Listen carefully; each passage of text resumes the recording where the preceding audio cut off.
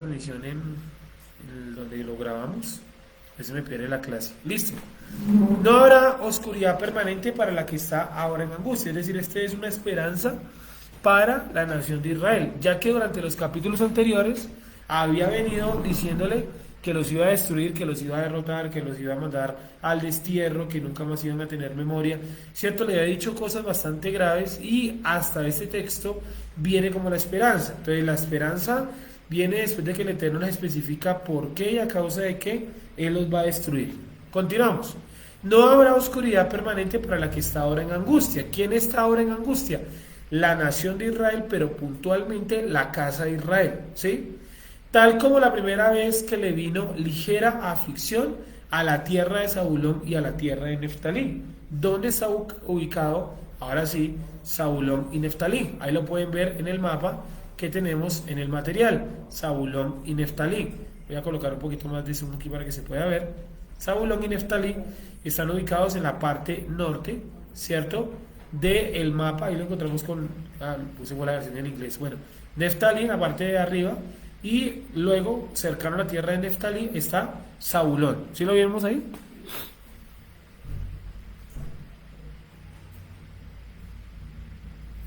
Sergio, una pregunta. Sí. ¿Cuál fue la primera aflicción que describió esa parte de Israel? Ya lo vamos a ver, dame un segundo. Entonces, hasta ahí lo hemos entendido, ¿cierto? Entonces ya quedó claro dónde está ubicado Zabulón y Neftalí. Entonces no habrá oscuridad permanente para la que está ahora en angustia. La que está ahora en angustia. Acuérdense que eso es para la época de Yeshayahu, o sea, es un texto contextual. Yo no puedo leer eso para hoy. Pues de seguro está en aflicción, pero pues no aplica para la actualidad, ¿sí? Seguimos. Tal como la primera vez que le vino ligera aflicción, tal como la primera vez que le vino ligera aflicción a la tierra de Zabulón y a la tierra de Neftalí, tal como la primera vez que le vino ligera aflicción. Vamos a seguirlo leyendo y ya me devuelvo. A la tierra de Zabulón y a la tierra de Neftalí. Y después afligió más gravemente el camino del mar junto al Jordán en Galilea de los gentiles. ¿Sí? Sí, hasta ahí estamos entendiendo. Ahora, ¿cuál fue esa pequeña o ligera aflicción? ¿Me escuchan? ¿Alguien iba a decir algo ahí? Sí, señor, se lo escuchamos. Ya. Seguimos. Entonces, ¿cuál era, cierto, esa pequeña aflicción de la que habla aquí el texto? ¿Sí? Entonces, vamos a leerlo nuevamente. No habrá oscuridad permanente para la que está ahora en angustia. Bien, perfecto. Tal como la primera vez que le vino ligera aflicción a la tierra de Zabulón y a la tierra de Neftalí. O sea, indudablemente está hablando de la parte norte de la nación. El norte, ¿cierto? Israel estaba dividido en dos casas, casa de Israel y casa de Judá. En el mapa pues no está dividido así porque ahí está tomando en las tribus, no la división de las dos casas. Entonces tenemos en la parte norte, ¿cierto? La casa de Israel y en la parte sur la casa de Judá. Zabulón y Neftalí, por lo tanto, ¿a qué casa pertenece? A la casa del norte, ¿cierto? Entonces, y la casa de Israel que sería Zabulón y Neftalí, ¿cierto? ¿Cuál de las dos tribus tiene un territorio mayor o más grande? Neftalí, ¿cierto? Y Zabulón está metido entre otras tribus que son Manasés, Isaacar y Asher. ¿Sí están viendo el mapa? ¿Sí? Ahora, lugares importantes o destacados, por lo menos en este mapa, en Neftalí. Dan, ¿cierto? Sedes, Azor, Kineret, Kamat, sí, ahí está también el monte Tabor, en el territorio de Isaacar. Y en Zabulón, pues no se alcanza a ver muy bien, pero en Neftalí y Zabulón, ese territorio se llamaba puntualmente Galilea. Entonces, exacto, o sea, es toda la zona, sí, toda la zona es llamada Galilea, incluyendo Isaacar y un pedazo de Manasés. Sí, es como si yo dijera, no sé, los llanos orientales de Colombia, pues son varios departamentos, ¿no? Está Baupés, está Meta, está Caquetá, o sea, no es uno solo, es una zona geográfica. Entonces, Galilea, ojalá lo pudiesen anotar, es una zona geográfica, ¿vale? Como cuando decimos en la costa o los costeños, ¿sí? El costeño es un gentilicio, digámoslo así, pues muy amplio. ¿Cuántos departamentos tiene la costa? Bueno, un montón, La Guajira, Magdalena, Cesar, Bolívar, Córdoba, ¿cierto? Una parte de Antioquia también es costa. Entonces, todo eso es una región, ¿vale? Entonces, Galilea, ojalá lo anotaran, Galilea es una región, ¿vale? Galilea, ¿sí? ¿Estamos anotando? Sí. Galilea es, o sí, era o es, sí es todavía una región. Pero está como extranjero. Si el tierra de gente extranjera, sacamos de lo que estamos hablando. Ya vamos a ver, sí dice extranjeros o gentiles. Entonces, Galilea, ¿cierto? Estamos en el versículo 1.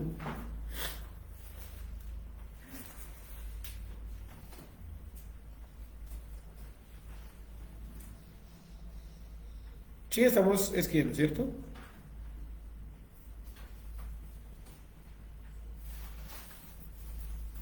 Bien, ¿qué significa entonces, pues Galilea? Sí, ¿qué puede significar Galilea? Galilea en hebreo es Galil y significa como tal circuito redondo, como algo encerrado en un anillo. Sí, como una zona a la que ellos denominaban Galilea, que era como un círculo, como un valle, ¿sí? Como una extensión entre montañas o una planicie que daba la apariencia de ser redonda. Entonces, Galilea en hebreo es Galil y significa circular o redondo, ¿sí? Por eso los rifles israelíes se llaman Galil, ¿no? Las armas que fabrican allá en Israel, Galil, en honor a la zona norte de Israel, Galil. Entonces, más no habrá oscuridad permanente para la que está ahora en angustia, tal como la primera vez que le vino ligera aflicción a la tierra de Zabulón y a la tierra de Neftalí.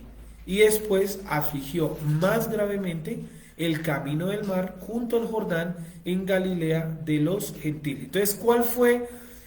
Aquí en el texto vemos entonces dos aflicciones, ¿cierto? Una es la aflicción ligera y la otra es la aflicción grave. ¿Sí la ven ahí? ¿Sí la ven en el texto del 1? La aflicción ligera y luego habla de la aflicción grave, ¿sí? Entonces tenemos dos aflicciones. Repito, la aflicción ligera, ¿sí? Aflicción ligera y también la aflicción grave.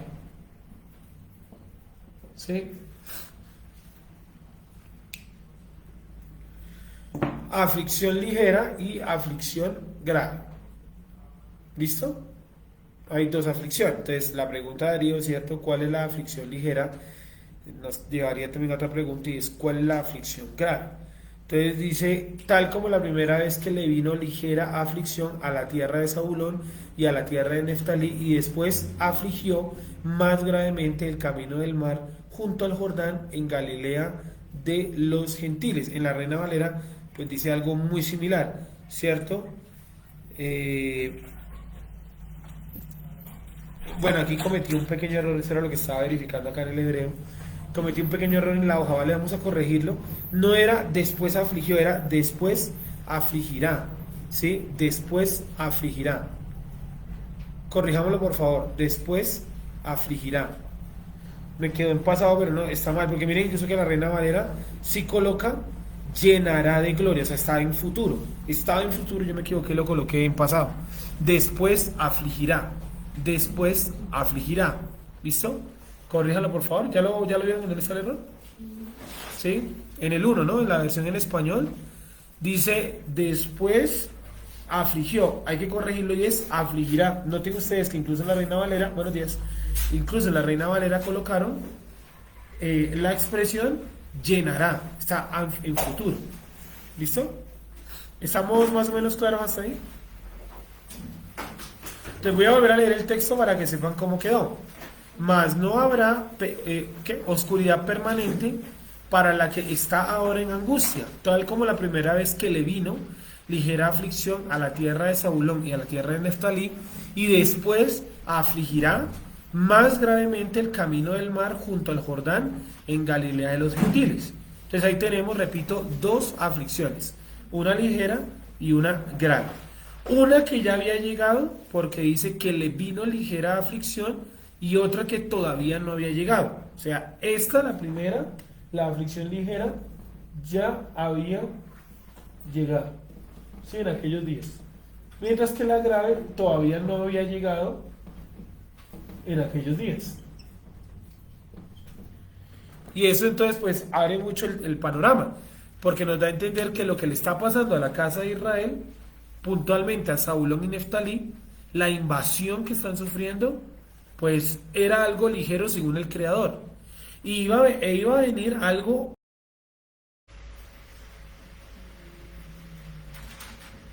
Un momentico, ya.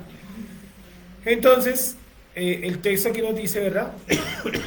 Perdón. Aflicción, tierra de Zabulón, Neftalí, y después, o sea, quedémonos en la primera. Vino ligera aflicción, la invasión a Siria.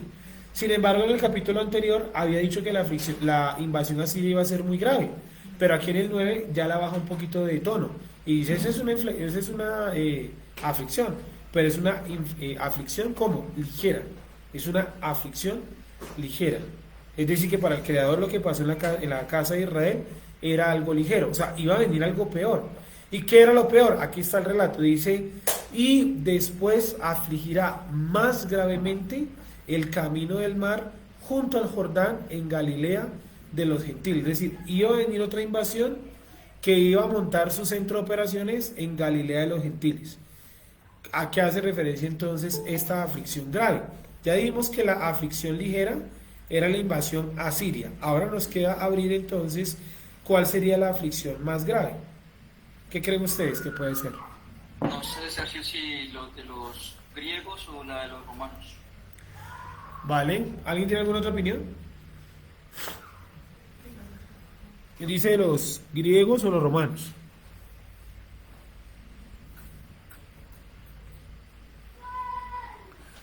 ¿Qué invasión continuó a la Siria?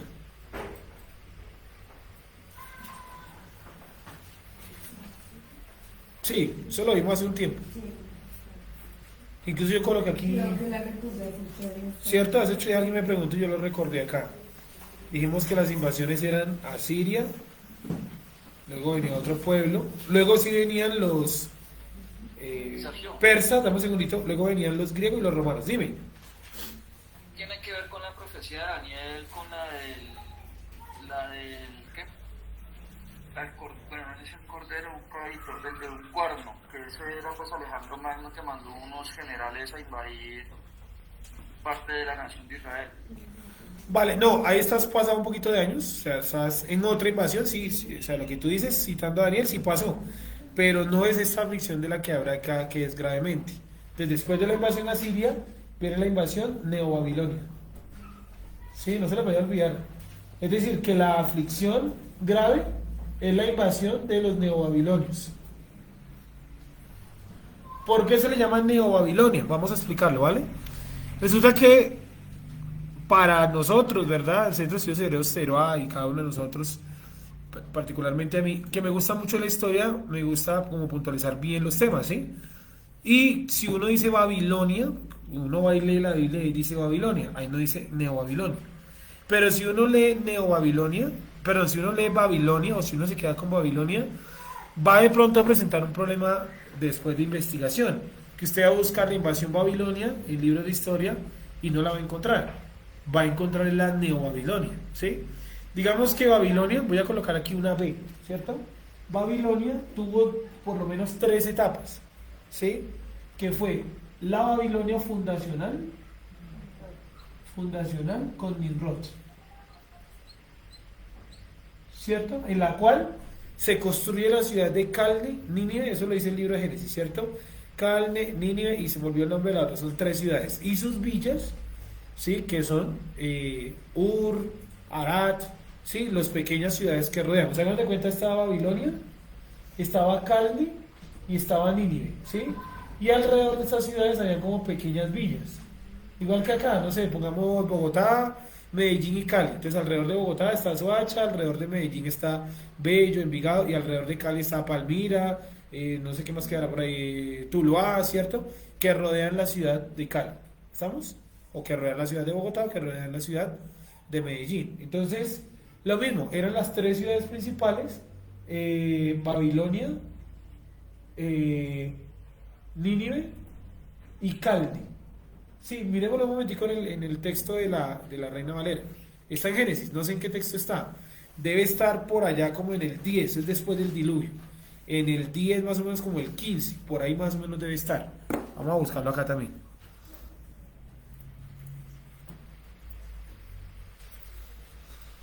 Génesis capítulo 10, por ahí debe estar.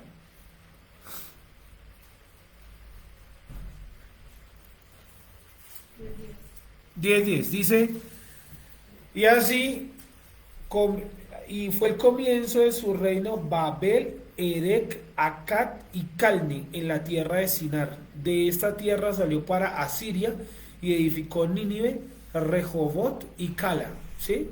¿Estamos entendiendo ahí? Sí. Entonces, Babel tenía una ciudad cercana que era Erec y Akkad.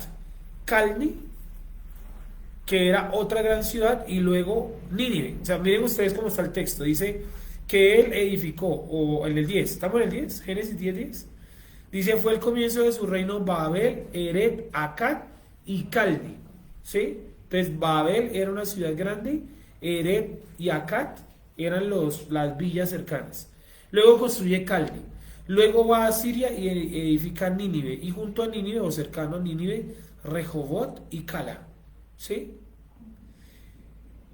Y Resem entre Nínive y Cala, la cual es ciudad grande, o sea, era una villa, pero también terminó siendo una ciudad grande. Mizraim, o sea, Egipto, engendró a Ludim, a Naim, a Lejabim, a Naftujim, Patrusim, a Caslujim, de donde salieron los filisteos, y a Caftorim. Bueno, en fin, este es otro tema para encontrar un poquito el origen de los egipcios. Pero entonces acá nos cuenta.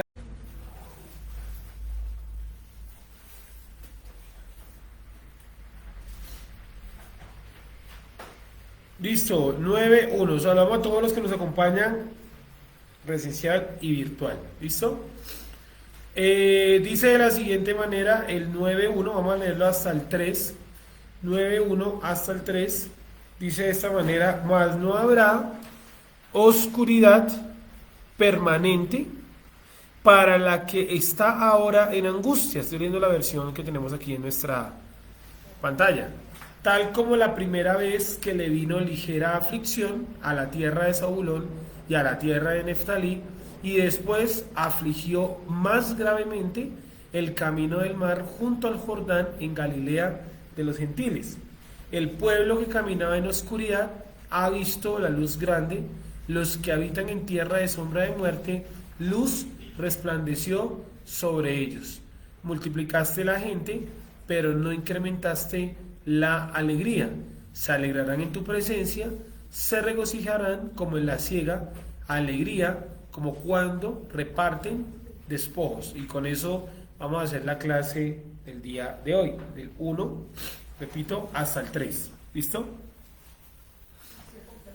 Bien, sí, está un poco complejo y largo. Entonces, el 1, mas no habrá oscuridad permanente. Primero lo leemos todo y luego nos devolvemos. Dice, mas no habrá oscuridad permanente para la que está ahora en angustia, tal como la primera vez que le vino ligera aflicción a la tierra de Zabulón y a la tierra de Neftalí, y después afligió más gravemente el camino del mar junto al Jordán en Galilea de los gentiles. Bueno, ese es el 1, ¿sí? Pero vamos a leerlo un momentico también en la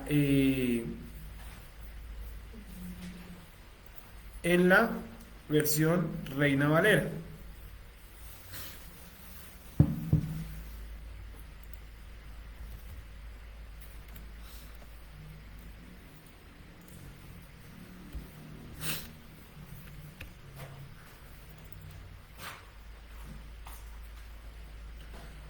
Dice, mas no habrá siempre oscuridad, siguiendo la Reina Valera, para la que está ahora en angustia, tal como la aflicción que le vino en el tiempo que livianamente tocaron la primera vez a la tierra de Zabulón y a la tierra de Neftalí, pues al fin llenará de gloria el camino del mar de aquel lado del Jordán en Galilea de los gentiles.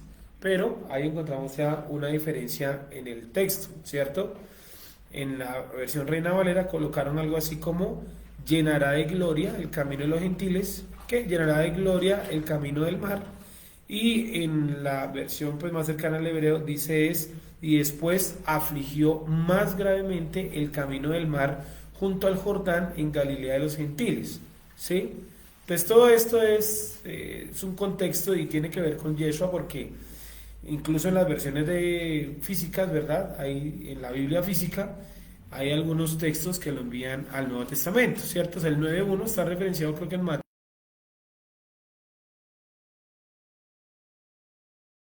¿Ok? Mateo 4.15, ¿cierto? Cuando dice que Yeshua se fue a vivir a la tierra de Zabulón, creo que dice Galilea, para cumplir lo que está dicho en el profeta, mas no habrá para siempre oscuridad, para la que duerce en la angustia, bueno, todo eso. Ya vamos a hablar un poquito de ese aspecto, pero primero salgamos de este enredo acá del 9.1. Para abajo, hay más cifras para abajo, o sea, esa es una parte, pero más para abajo, por eso dice en el año tal de, en total. 4.600, creo que habíamos hablado de esa parte. Total, pero más cierto. Ese es el último pasaje, esa es la última cifra, 4.600 personas de la élite. Listo. ¿Qué texto es ese, perdón? 52:30. Listo, entonces volvemos nuevamente a Isaías, ¿vale? Estamos entendiendo lo que está profetizando Isaías. Isaías está profetizando las dos invasiones, tanto la invasión asiria como la invasión también neobabilonia. ¿Estamos entendiendo? ¿Sí? Yo espero que estén recogiendo los datos porque esto es importante y es difícil entender la profecía si yo no tengo como ese recorrido histórico. Por eso hoy trajimos poquiticos versículos. Dice entonces: mas no habrá oscuridad permanente para la que está ahora en angustia, la nación de Israel, puntualmente la casa de Israel, tal como la primera vez que le vino ligera aflicción a la tierra de Zabulón y a la tierra de Neftalí, y después afligirá a futuro más gravemente el camino del mar junto al Jordán en Galilea de los gentiles. Entonces, si usted toma su mapa, el mapa que está en la parte posterior, dice el texto acá, dice: afligirá más gravemente el camino del mar junto al Jordán en Galilea de los gentiles. Entonces, miren el mapa, ¿sí? Miren arriba, ¿cierto? Al lado de la palabra Basán. ¿Sí ven ustedes Basán ahí? ¿Sí ven que al lado hay como un cuerpo de agua? ¿Un laguito? Bueno, ese es el mar del que está hablando ahí. ¿Sí? Y si ven que desde el lago surge el río Jordán. ¿Sí lo ven? Entonces nuevamente está el lago y del lago nace el río Jordán. Ese lago, ¿cómo se llama? Deberían colocarle el nombre por ahí porque aquí no quedó. ¿Cuál? Perdón. No, Camá de la ciudad. Sí, Camá de la ciudad. Se llama el lago Tiberíades, ¿cierto? O Mar de Galilea.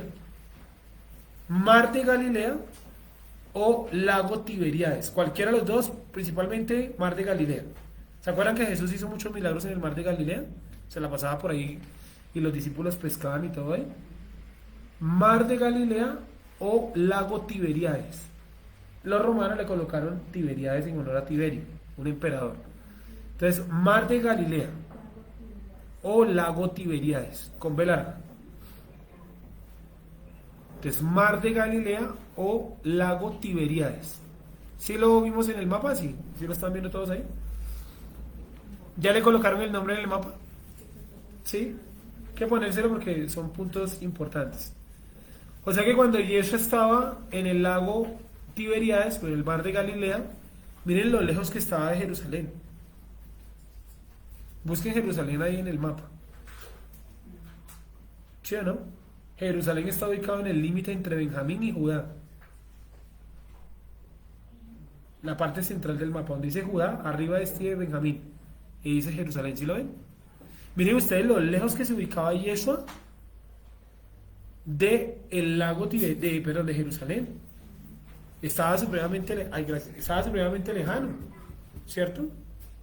Estaba bastante lejano. ¿Y por qué se iba por allá a llevar el mensaje?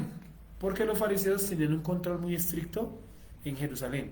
Entonces él, huyendo, escapando de ese control, iba y predicaba en otros lugares.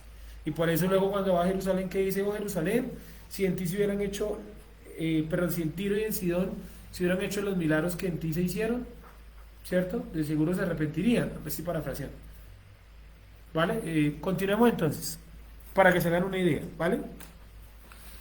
Y bueno, ¿y qué nos dice entonces el relato arriba cuando dice, y después afligirá más gravemente el camino del mar junto al Jordán en Galilea de los gentiles? Quiere decir que cuando iba a llegar la aflicción grave, ¿quién, otra vez la pregunta, quién causó la aflicción grave? ¿Qué pueblo? Aquí está, los neobabilonios. Cuando los neobabilonios llegaron, se apoderaron del lago y utilizaron el río Jordán para lanzar sus embarcaciones y moverse más rápido por el territorio, ¿sí? Yo no sé en la actualidad si el río Jordán sea navegable, no tengo ni idea, tal vez no, ¿sí?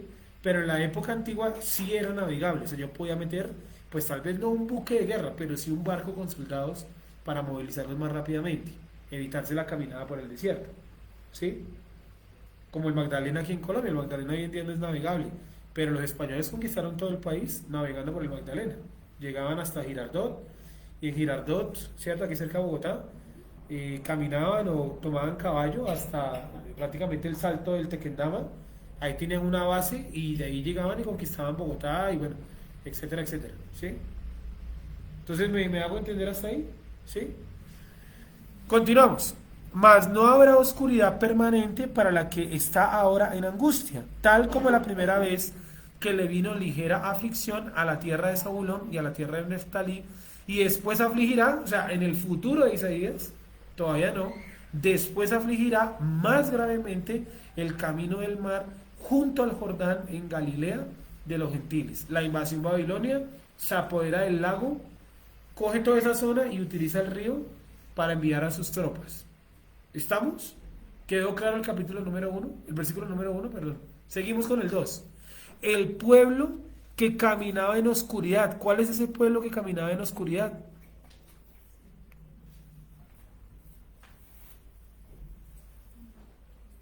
Galilea. Exacto, Galilea. Puntualmente la tierra de ¿qué? Zabulón y Neftalí. Ha visto luz grande. Los que habitan en tierra de sombra de muerte, luz resplandeció sobre ellos. Es decir, aquí Yeshayahu está profetizando que Zabulón y Neftalí, aunque un día estuvieron afligidos y en oscuridad física y espiritual, un día el Creador iba a traer luz sobre ellos, y no luz cualquiera, luz grande. Precisamente eso, como ese conocimiento profundo de la Torah, que fue denominado Cábala y que después se confundió con magia, brujería. De hecho, hasta el día de hoy, ¿no? Yo hace poco es 2 meses, 3 meses, fui a un lugar a comprar el Sefer Habair, que es un libro que tiene interpretaciones de la Torah. Me interesa por eso, porque ahí no dice nada de brujería ni de magia, aquí se los mostré la vez anterior. Todos son versículos de la Torah analizados. Y le pregunté al señor, el vendedor de libros, que si tenía libros de judaísmo. Me mostró el diario de Ana Frank y otros como libros muy literarios, ¿sí? que realmente no me sirven. Y le dije, no, si tenía de pronto de otro tipo de judaísmo. Dijo, no, ahí está el stand de magia y de brujería, de pronto por ahí algo, porque yo he visto por ahí como cosas en hebreo. Y fui al stand de magia y brujería y está el Sefer Habair, que es un libro de interpretaciones de la Torah. O sea, hasta el día de hoy tenemos en la cabeza que todo lo que sea hebreo es brujería. Y lo que yo le decía a Claudia, en la Edad Media usted coge un libro de eso y de un montón de garabatos que usted no entiende, ¿qué dice usted? Esto es brujería, ¿sí o no? Y las letras hebreas se confundieron en algunos lugares de Europa con runas. ¿Se han visto las runas? Que son unos símbolos de origen eslavos, ¿cierto? Las runas que son de origen sueco. Entonces la gente decía, esto es una runa, esto es brujería. Las runas tampoco son brujería. El problema es que yo utilice las letras hebreas o las runas o el español para invocar demonios, ¿sí o no? Entonces la gente sigue diciendo, no, esto es brujería. Entonces los que estudiaron esas interpretaciones profundas de la Torah, porque el Sefer Habair tiene unas interpretaciones de la Torah muy profundas, terminaron siendo sacados de España en 1492, el día que salió Colón. ¿Se acuerdan que nosotros en el colegio siempre nos dijeron, ¿con quién vino Colón? Según lo que nos dijeron en el colegio, ¿cierto? Que Colón vino a América ¿con quién? Con presos, mejor dicho, con lo peor de lo peor. Eso es mentira, porque ustedes van y miran todos los nombres, todos los tipos tenían estudios de marino, todos eran expertos en algo, todos tenían oficios muy claves. Lo que pasa es que la mayoría de ellos eran o árabes o judíos, que estaban huyendo de la persecución de la Inquisición. Sí, de hecho, yo siempre les digo, no, Rodrigo de Triana y Juan Pinzón, que fueron dos de los líderes de los otros dos barcos, ambos eran judíos. Y el primer tipo que habla con un indígena, Rodrigo de Triana, él le escribe una carta a Cristóbal Colón. La carta está en España y todo, está en el diario de Cristóbal Colón, y la carta dice, ¿cierto?, que cuando él habló o trató de hablar con un indígena, le escuchó palabras parecidas al hebreo. ¿Y de él de dónde sacó ese conocimiento? Pues porque era un judío, ¿sí? Entonces, hay un libro buenísimo, yo lo tengo acá arriba, lo escribe una mujer, se llama ¿qué se llama así? Como Entre Marranos y Judíos, algo así. Y ahí colocan a los judíos que por necesidad, para que no los mataran, se cambiaron a la religión católica, se cambiaron sus nombres. Buenos días. Y los católicos de aquella época, que sabían que él había sido judío y que ahora era católico, le decían marrano, ¿sí? Entonces eso es muy interesante buscarlo y averiguarlo, y nos podemos dar cuenta que esta gente pues ocultó la historia judía. Entonces muchos de los que llegaron aquí, no todos, eran o árabes o judíos, ¿no? Algunos sí eran castellanos, españoles. Entonces, luego, vuelvo y repito, los cabalistas en España, leyendo el libro de Isaías y recogiendo enseñanzas de la época de Yeshua, concluyen que en Galilea la presencia divina se va a manifestar más fuerte. Se van a Galilea, montan una escuela que se llama la escuela de Safed, ¿sí? Y la escuela de Safed, como cosa rara, da origen a los tres más grandes de toda la historia de los escritos de la Kabbalah: Jaime Vital, Moshe Cordovero, se me olvidó el nombre del otro. Son tres, ¿sí? Jaime Vital, Moshe Cordovero, se me queda uno. Fueron los tres principales escritores de la Kabbalah de toda la historia, ¿sí? Los intérpretes más grandes de la Torah, en ese énfasis de la profundidad de los textos, ¿sí? Tipos que, por ejemplo, encontraron códigos de palabras, ¿cierto? Encontraron que una palabra se relacionaba con otra, cogieron los textos de la Torá y dependiendo de patrones de número encontraron mensajes secretos, palabras ocultas, que hasta el día de hoy las inteligencias artificiales lo hacen. En el cristianismo también le echan mucho número a eso también. Ellos fueron los descubridores en Safed, en Galilea. Entonces, ¿quiénes fueron los que por debajaron Galilea? Los saduceos y algunos, no todos, algunos fariseos, la por debajearon, ¿sí? Diciendo cosas como: de Galilea nunca ha salido un profeta. ¿Y Jonás qué? ¿Los esenios son galileos? No, los esenios son judíos, están ubicados al sur, no en Galilea. Bien, seguimos. Entonces el 2. El pueblo que caminaba en oscuridad ha visto la luz grande. Los que habitaban en tierra de sombra de muerte, luz resplandeció sobre ellos. Esta luz que resplandece sobre ellos no solamente es una esperanza, sino que también es que, pues años más adelante, después de la destrucción y de todo eso, el Mashiach. ¿Dónde arrancó el Mashiach su papel? Precisamente en esa zona norte, en Galilea, en Zabulón y en Neftalí. Ahí fue donde arrancó su papel como Mashiach, su predicación. Vamos a leerlo un momento. Mateo capítulo número 4, versículo ¿qué?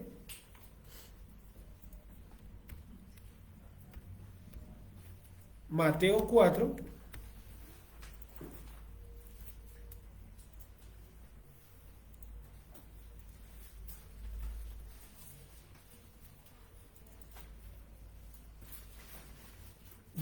Mateo 4:12.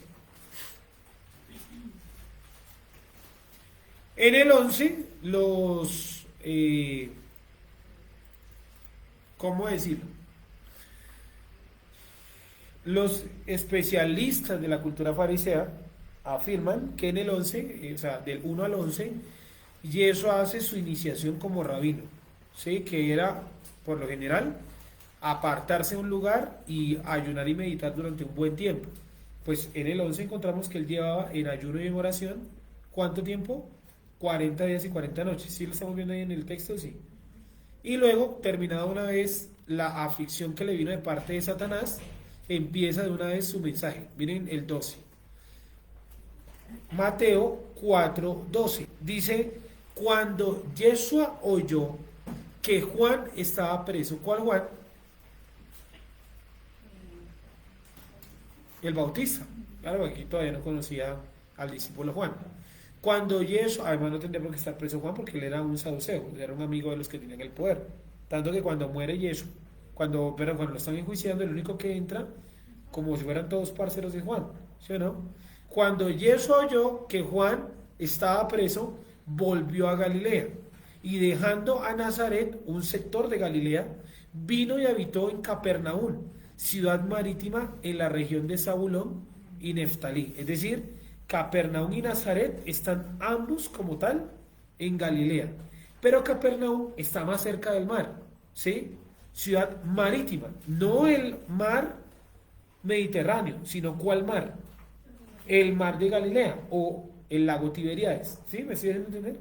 O sea, miren que interpretaron estos textos, toca tener argumentos. Eso no es como alguien me dijo en un audio, o alguien dijo en un audio en esta semana, que es que Jesús se equivocó. No, pues yo también puedo decir eso. Si no, Jesús se equivocó, bueno, no, chaval, eso lo dice cualquiera, ¿sí? Seguimos.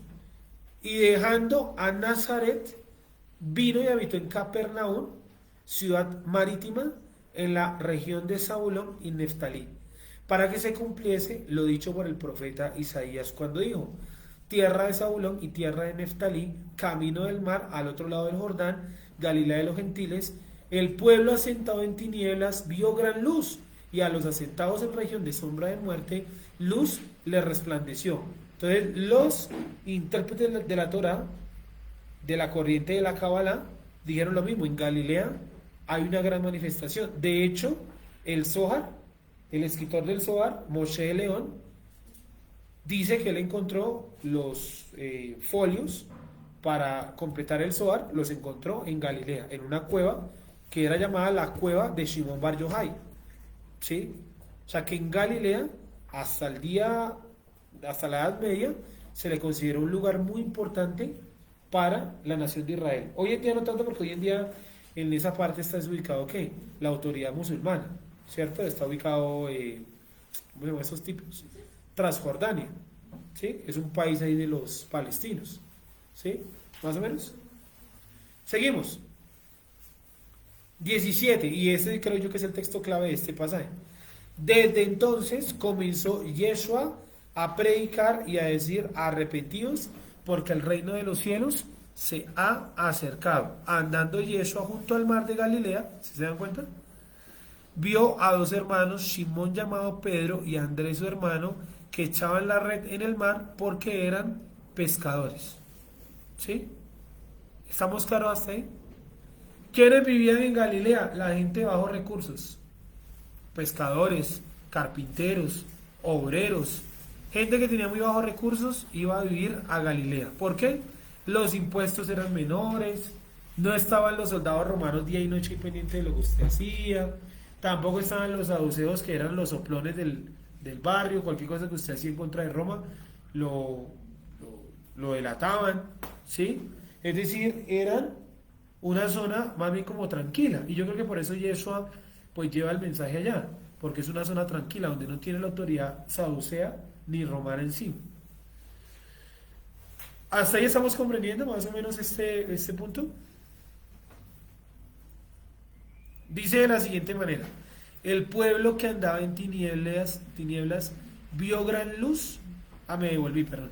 17. Desde entonces comenzó Yeshua a predicar y a decir: arrepentidos, porque el reino de los cielos se ha acercado. Es decir, una vez meten preso a Juan, el que queda ahora de jefe de esa escuela, ¿quién es?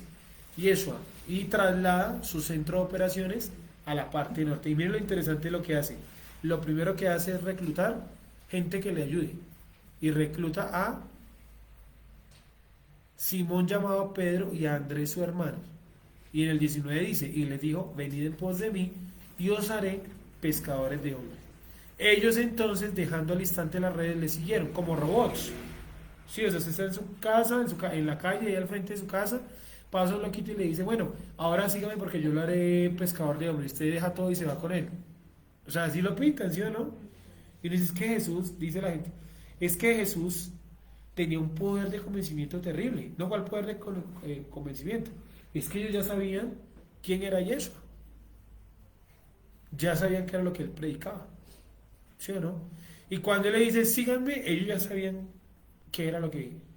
¿Para qué lo estaba llamando? Sí, porque yo hubiera preguntado: pescadores de hombre, ¿cómo así? Una pregunta, aquí donde dice desde entonces, Ujú. A los 30 años. Sí, aproximadamente. Sí, lo que Sí. Sí, ahí empezó como su obra, ¿no?